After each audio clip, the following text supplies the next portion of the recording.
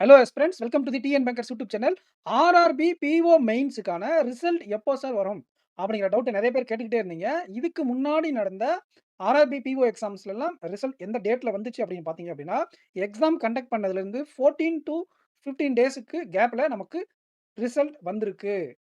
இது ரிசல்ட் வந்து ஒரு 12 டூ 16 டேஸ்ல நமக்கு என்ன நடக்கும்னா, இன்டர்வியூ நடக்கும். அப்ப இன்டர்வியூக்கு ஒரு 2 வீக்ஸ் கேப் இருக்கும். ரிசல்ட் வந்து எக்ஸாம் முடிச்சு ஒரு 2 வீக்ஸ் கேப்ல தான் வரும். அப்படி கணக்குப்படி அந்த கணக்குப்படி பார்த்தா, ரிசல்ட் இன்னையிலிருந்து எப்போ வேணாலும் வரும். நான் வந்து நாளைக்கு இருந்து எக்ஸ்பெக்ட் பண்றேன். ஓகேங்களா?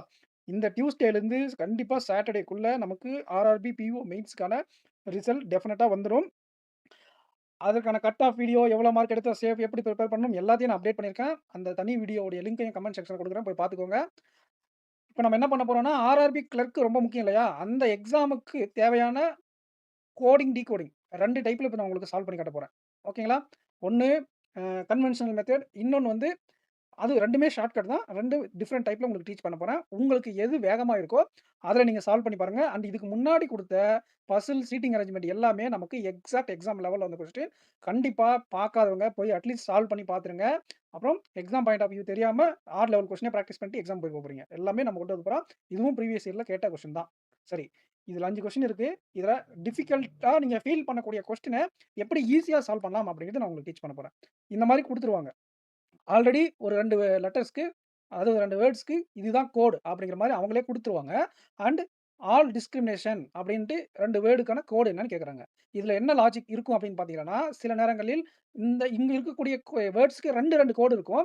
அதுல ஒரு கோடு கொஸ்டின்ல குடுத்துருப்பாங்க. இன்னொரு கோட நம்ம அஸ்யூம் பண்ணிக்கணும். ஓகேங்களா? இப்ப டிஸ்கிரிமினேஷனுக்கு 2 கோடு இருக்கும். ஒரு கோடு கொஸ்டின்ல குடுத்துருப்பாங்க. அது இன்னொரு வேர்டுக்கான கோடா கன்சிடர் பண்ணிக்கிட்டு, டைரக்ட்டா அங்க இன்னொரு கோடு இருக்குல்ல, அத டிஸ்கிரிமினேஷனுக்கு நம்ம அஸ்யூம் பண்ணிக்கணும். அண்ட் இந்த ஆல் அப்படிங்கிற வேர்ட் வந்து பார்த்தீங்கன்னா, இதுல இல்லவே இல்ல. எங்கேயுமே கிடையாது. அப்போ அத அவங்க கொஸ்டின்ல குடுப்பாங்க. இங்க பாருங்க, இங்க ஆல் இருக்கா? சரி. ப்ராப்ளம் ஆல்ன்னு இருக்கு. இப்ப ப்ராப்ளம் எடுத்து இங்க பார்க்கும்போது ப்ராப்ளமும் இல்ல. யூசுவலா எக்ஸாம்ல இந்த ப்ராப்ளம் இங்க இருக்கும். அதற்கான கோட் என்ன அப்படிங்கிறத கண்டுபிடிச்சு, ரிமைனிங் இருக்குல்ல ஒரு கோடு, அத நம்ம ஆல்க்கு அலோகேட் பண்ணுவோம். பட் இது அதையும் தாண்டி இன்னொரு டைப்ல வந்திருக்கு. இந்த ப்ராப்ளத்துக்கான கோட் எகைன் இவங்களே குடுத்திருக்காங்க. அப்ப இதுலயும் நமக்கு காமனா இருக்கிறது ப்ராப்ளம். அப்ப காமனா இருக்கக்கூடிய கோட் என்ன அப்படின்னு பார்த்தா, பிஇசட். அப்ப ப்ராப்ளத்துக்கான கோட் என்ன? பிஇசட்.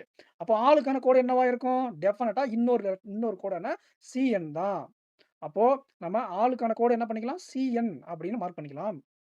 சரி, இப்ப டிஸ்கிரிமினேஷனுக்கான கோட எப்படி கண்டுபிடிக்கிறது அப்படின்னு பார்த்தா, டிஸ்கிரிமினேஷன் அதற்கான கோட் என்ன அப்படின்னா, இதுல எத்தன காமனா டிஸ்கிரிமினேஷன் இருக்கு? எங்கேயுமே கிடையாது. இது 1 தான் இருக்கு. அப்ப இங்க மட்டும் இருக்கக்கூடிய கோட்ஸ் என்னென்னன்னு பார்க்கணும். ஏஎல் இங்க இருக்கு. டபிள்யூஓ இங்க இருக்கு. டிஹெச் டிஹெச் சாரி டிஜே வேற எங்கேயுமே கிடையாது. இங்க மட்டும் தான் இருக்கு. அப்ப டிஜேன்னு டைரக்ட்டா போட்டு போயிறக்கூடாது. இன்னும் இருக்கிறத செக் பண்ணி பார்க்கணும். எஃப்ஹெச்சும் இங்க மட்டும் தான் இருக்கு. அப்போ டிஜே, எஃப்ஜே எஃப்ஹெச் இது 2மே நமக்கு இதற்கான கோடா இருக்கலாம். எய்தர் ஆர் அப்படின்ட்டு வரும். ஓகேங்களா? சரி. இங்க இந்த 2 கோட்ல ஏதாச்சும் ஒண்ணு கொஸ்டின் இருக்கான்னு பார்க்கணும். இங்க இருக்கு பாருங்க டிஜே. ஓகேங்களா? அப்ப அந்த டிஜே கோடு டெஃபினட்டா நமக்கு டிஸ்கிரிமினேஷனுக்கு வராது. மீதி இருக்கக்கூடிய எஃப்ஹெச் அப்படிங்கிற கோட நம்ம எடுத்து அப்ரோச் பண்ண ஆரம்பிச்சிரணும். அது எப்படி சார் டிஜே இதுக்கு வராது அப்படின்றீங்கன்னா, இங்க டிஸ்கிரிமினேஷன் மட்டும் இல்ல, வேறு சில வேர்ட்ஸும் இந்த லைன்ல மட்டும் தான் இருக்கும். அது என்ன அப்படின்னா, நெவர். அப்ப நெவர் அப்படிங்கிறதுக்கான கோடு தான் இங்க டிஜே. அப்போ டிஸ்கிரிமினேஷனுக்கான கோட் எஃப்ஹெச் அப்படிங்கிறது இவங்க குடுத்திருக்கக்கூடிய கிவன் கண்டிஷன வச்சு நம்ம அஸ்யூம் பண்ணணும். இதுதான் முக்கியமான டைப். எக்ஸாம்ல கண்டிப்பா 5 கொஸ்டின் கேட்கறாங்கன்னா, 1 கொஸ்டின் இந்த மாரி டைப்ல கேட்பாங்க. இந்த மாரி இல்லாத வேர்ட கேட்கறதும் ஒரு வழக்கம் தான். பட் இல்லாததுக்கு இல்லாதத வச்சு சால்வ் பண்ணது இது கொஞ்சம் ஒரு வித்தியாசமான சம். ஓகேங்களா? மேக்ஸிமம் ஒரு பிஓ பிலிம்ஸ்லாம் போனீங்கன்னா, இதற்கான கோடு இங்க இருக்கும். அப்போ ரிமைனிங் என்ன இருக்கோ அத நம்ம அஸ்யூம் பண்ற மாரி இருக்கும். ஓகேங்களா? இது கிளர்க் மெயின்ஸ்ல கேட்டது. ஆர்ஆர்பி கிளர்க் மெயின்ஸ்ல கேட்டது.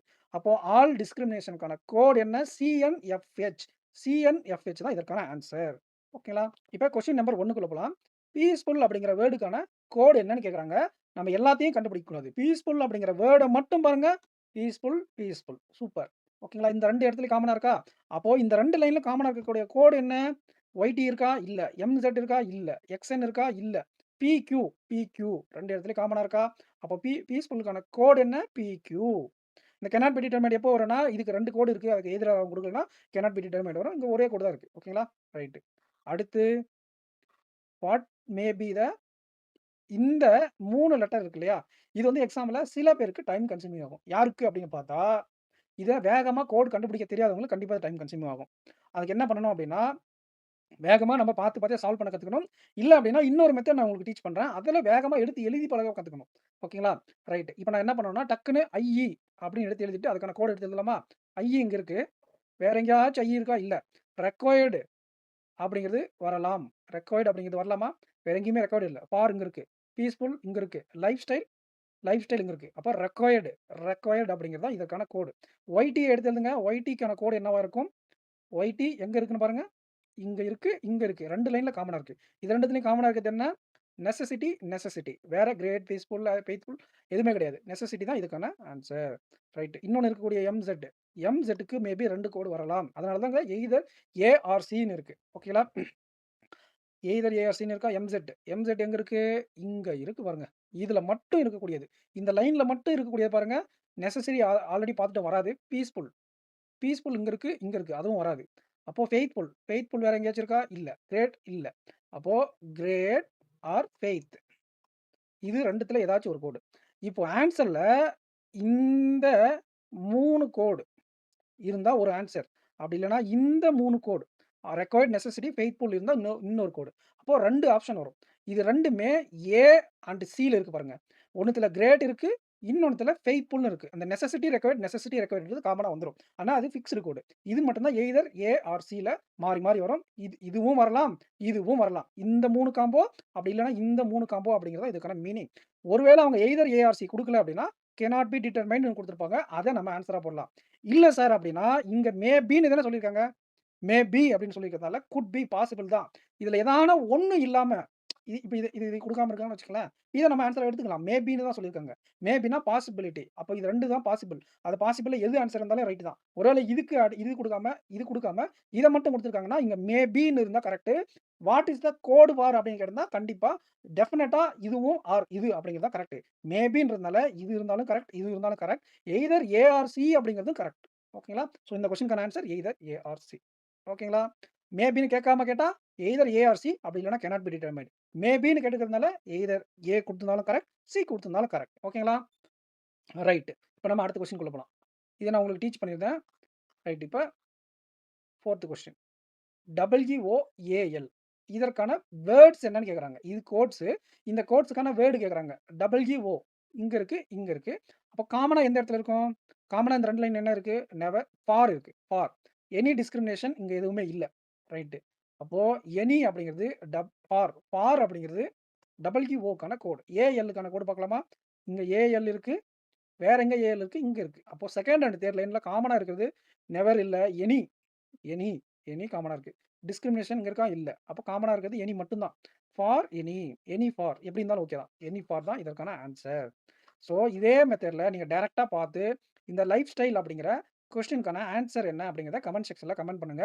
நான் உங்களுக்கு வந்து இன்னொரு மெத்தட் இருக்கு இல்லையா? அதையும் எப்படி அப்ரோச் பண்ணலாம்? அந்த மெத்தட்ல எப்படி சால்வ் பண்றதுன்னு உங்களுக்கு டீச் பண்றேன். ஆஸ்பிரண்ட்ஸ் எக்ஸாம் ஹால்ல இந்த மாரி தான். இது மாரி சிங்கிள் வேர்ட்ல ஒரு 2 கொஸ்டின் ஓகேங்களா? இந்த மாரி டபுள் வேர்ட்ல 2 கொஸ்டின் இல்லன்னா 1 கொஸ்டின். அதுக்கு முன்னாடி பார்த்தோம்ல ட்ரிபிள் லெட்டர்ல ஒரு கொஸ்டின். ஸோ அந்த மாரி கேட்டுட்டு இந்த மாரி indirect question 1. 1 or 2 single question. Single வேர்ட்ல வரும். அதே மாரி 1 ஆர் 2 டபுள்ல வரும். 1 ஆர் 2 3 வேர்ட்ஸ் சிங்கிள் வேர்ட் வச்சிருக்கும், டபுள் வேர்ட் வச்சிருக்கும், 3 வேர்ட் வச்சிருக்கும். அண்ட் இந்த மாரி இன்டைரக்ட் கொஸ்டினும் இருக்கும். இந்த மாரி 4 டைப்ல கொஸ்டின் இருக்கும். இதுல இந்த 1 மார்க் 1, 2 வச்சு வர்றது ஈஸியா போட்டுறலாம். இந்த 3 வச்சு வர்றதும், இந்த இன்டைரக்ட்டா வச்சு போறதும் கொஞ்சம் கான்ஷியஸா, கேர்ஃபுல்லா அட்டெண்ட் பண்ணணும். இதெல்லாம் 10 செகண்ட்லேருந்து ஒரு 20, 30 செகண்டுக்குள்ள போட்டுற முடியும். இந்த கொஸ்டின்ஸ்க்கு சில நேரம் 40 செகண்ட் ஆகலாம், சில நேரம் 50 செகண்ட் ஆகலாம், சில நேரம் நீங்க தப்பு பண்ணி அத எகைன் நீங்க சால்வ் பண்ணக்கூடிய சிச்சுவேஷன் கூட வரும். சரிங்களா? அப்ப இந்த டைப் இருக்கு இல்லையா? 3 பேர் வச்சு கேட்கறது அண்ட் இந்த மாரி இன்டைரக்ட் கொஸ்டின் இதெல்லாம் கொஞ்சம் நீங்க மைண்ட் அளவுல கேர்ஃபுல்லா வச்சு பிரிப்பேர் பண்ணுங்க. அடுத்த மெத்தட்ல இத எப்படி சால்வ் பண்றதுன்னு பார்ப்போமா? இதுதான் நான் சொன்னேன்ல இந்த 3 வேர்ட் வச்சு கேட்கறது. ஓகே. இது இப்போதைக்கு தேவையில்ல. நம்ம என்ன பண்ண போறோம் அப்டின்னா, அந்த டைப் 2 இருக்குல்ல, டைப் 2 எப்படி சால்வ் பண்றது அப்படின்னு பார்த்தீங்க அப்படின்னா, இங்க இருக்கிற கோட்ஸ்க்கெல்லாம் ஃபர்ஸ்ட் வேர்ட் கண்டுபிடிச்சிடலாம். PQ PQWOIERU ஓகேங்களா? அடுத்து இங்க ஏஎல் அடுத்த லைன் எழுதும்போது ஆல்ரெடி எழுதின லெட்டர் இருக்கான்னு பார்க்கணும். அது இருந்தா விட்டுறணும். ஏஎல், டபிள்யூ ஆல்ரெடி எழுதியாச்சு. டிஜேஎஃப்ஹெச். அடுத்து ஆர்யூ ஆல்ரெடி எழுதியாச்சு. ஒய்டி எழுதணும். ஏஎல் ஆல்ரெடி எழுதியாச்சு. எஸ்கே. அப்போ ஒய்டி அண்ட் எஸ்கே மட்டும் எழுதுங்க. YT, SK. சூப்பரா? அடுத்து என்ன? ஒய்டி எழுதியாச்சு. எம்செட் எடுத்து எழுதணும். எக்ஸ்என் எடுத்து எழுதணும். பிக்யூ ஆல்ரெடி எடுத்து எழுதியாச்சு. அப்ப இதுலருந்து இந்த லைன்லேருந்து எம்செட், எக்ஸ்என். இப்ப இந்த மாரி கோடு இப்ப சிங்கிள் ஒரு கோட ஒரு டைம் மட்டும் எடுத்து எழுதணும். இப்ப இதுக்கு தனித்தனியா கோட் கண்டுபிடிச்சிரணும். முன்னாடியே ப்ரீ டிட்டர்மைன்டா கண்டுபிடிச்சு வச்சிரணும்.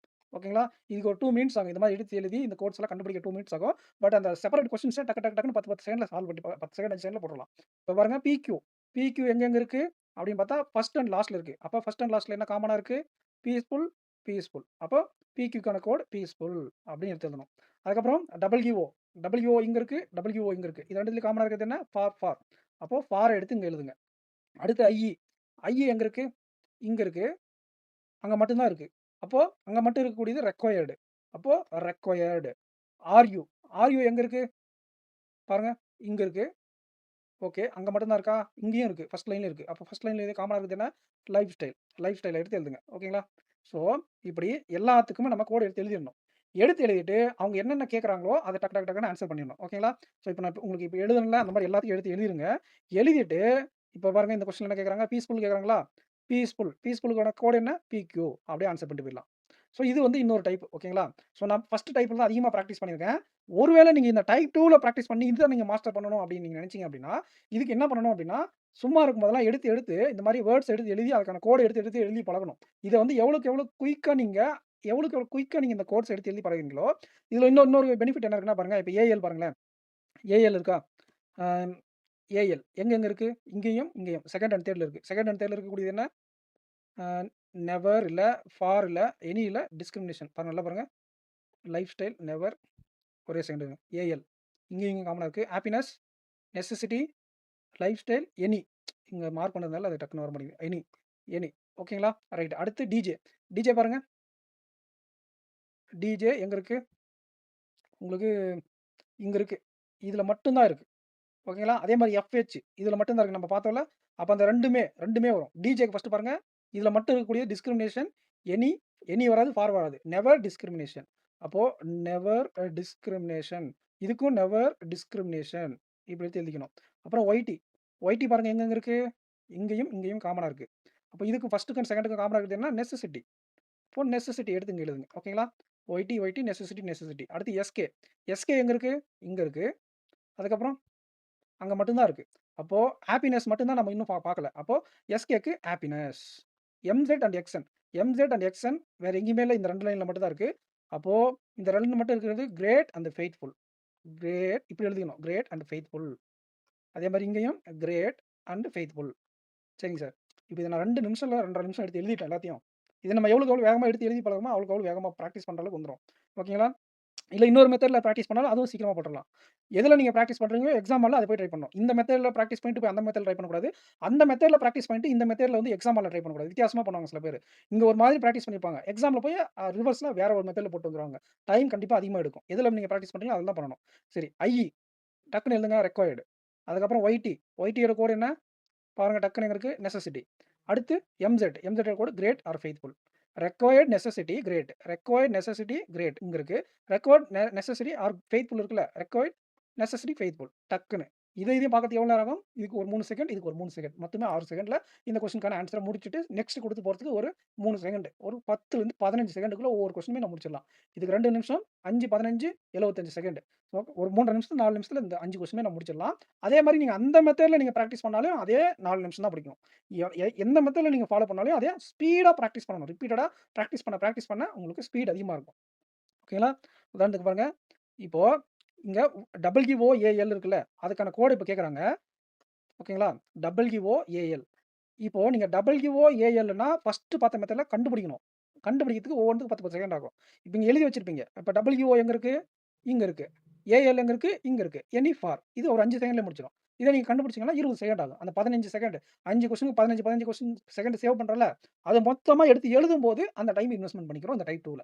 இந்த 2 டைப்ல உங்களுக்கு எது கன்வீனியன்ட்டா இருக்கோ அத பிராக்டிஸ் பண்ணி உங்க எக்ஸாம்ல நல்லா பண்ணுங்க. ஸோ ஏன்னா ஒரு சில பேருக்கு இது நல்லா வருது. ஒரு சில பேருக்கு டைரக்ட்டா பார்த்து அப்ரோச் பண்ணும்போது நல்லா வருது. அதனால தான் நான் உங்களுக்கு 2 மெத்தட் டீச் பண்ணி குடுத்துட்டேன்.